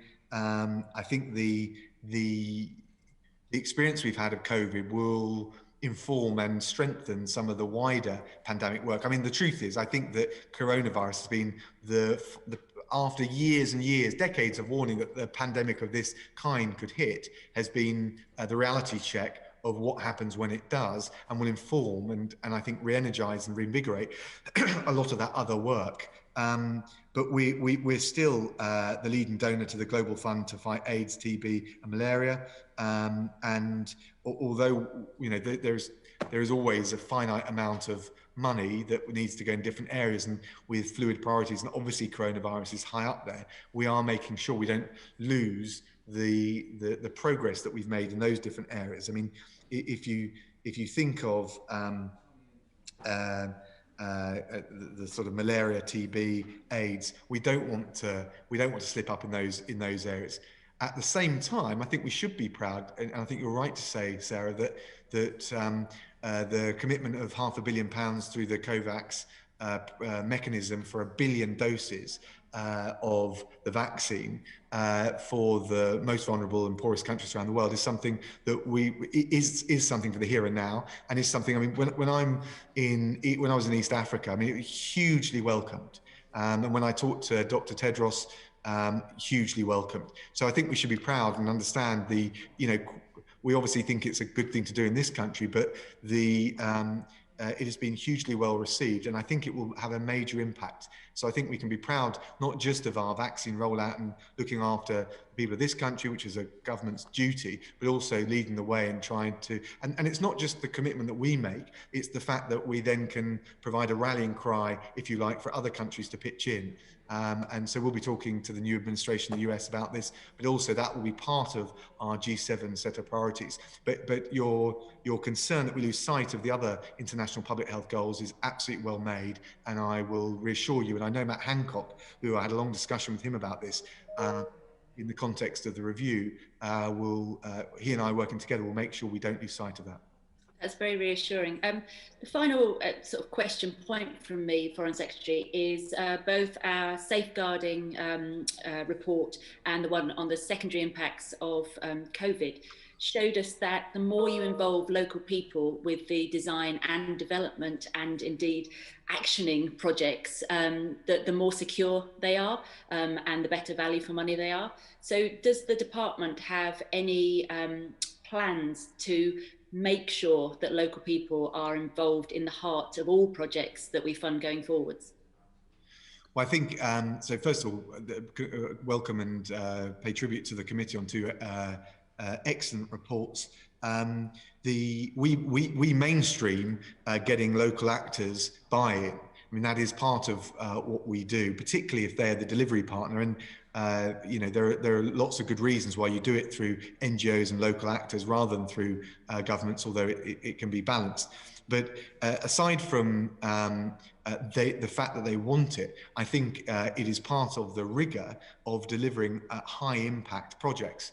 So if you think that there are any, I mean, obviously we'll take into account and factor in the various different recommendations from your report. But if at any point you think that there are ways that we could be doing that more effectively or more assiduously, I'm open to it. I mean, it comes back to the ethos that Stefan Durkin has enthused me with, and I mentioned at the start. I think sustainable long-term partnerships require a very clear two-way benefit, and people just need to be honest about that, and that must involve the local communities affected by them. And I talked about global Britain being more liberal on free trade, doing business with greater integrity. Part of our pitch, particularly when we go to Africa, is that communities get well treated. It goes to what they care about, that we respect workers' rights. We don't leave the local government or the central government indebted. And I think we should be not just proud of that, I think it is something which makes us much more attractive as an aid partner and as a business when UK businesses go to invest. I really welcome hearing you say all of that, Foreign Secretary. This committee this year is going to be launching an overarching inquiry looking at the philosophy and culture around aid, and we really do want to see what works, what doesn't work, what gives best value, what gives longest benefit. So it's very good to hear that you're open to that.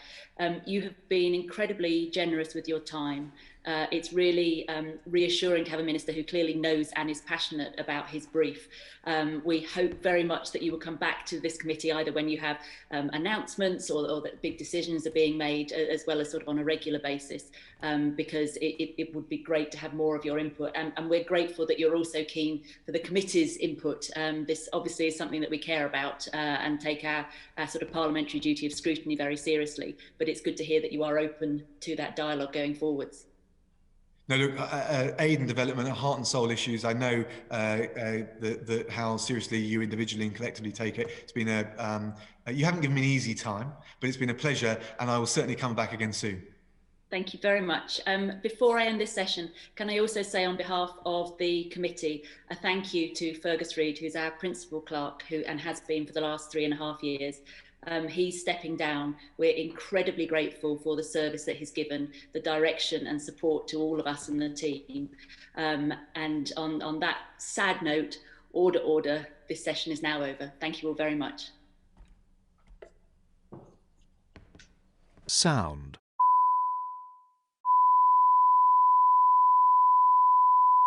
Committee Room 6, sound.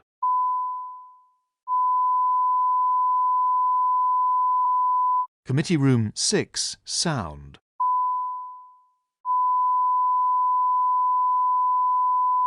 Committee Room 6, sound.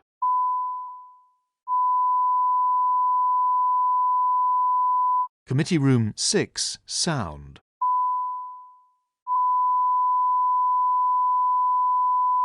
Committee Room 6, sound.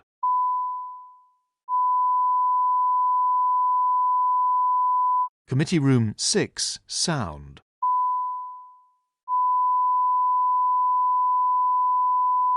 Committee Room 6, sound.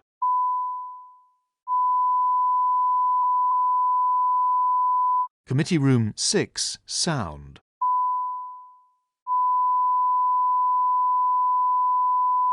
Committee Room 6, sound.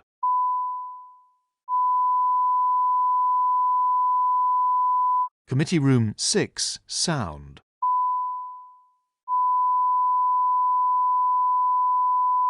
Committee Room 6, sound.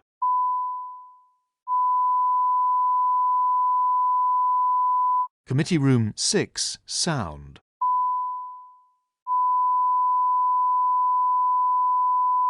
Committee Room 6, sound.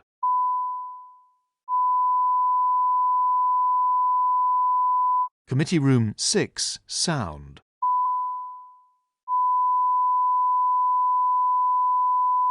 Committee Room 6, sound.